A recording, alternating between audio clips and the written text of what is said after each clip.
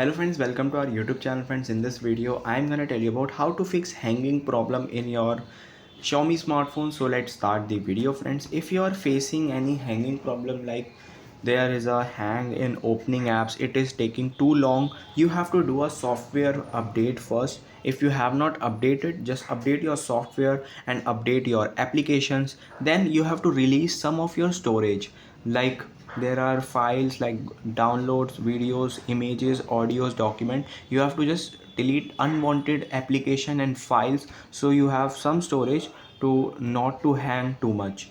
Then click on settings, click on search, and right here refresh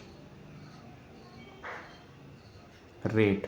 Click on here refresh rate and click on 120 hertz, so it will not hang this device. Or if you are not a gamer or not doing playing games, you have to click on 60 hertz, so it will fix your hanging problem and restart your device after this. I hope you like this video. If you like this video, then subscribe to our YouTube channel for more helpful tips and tricks videos. See you next time.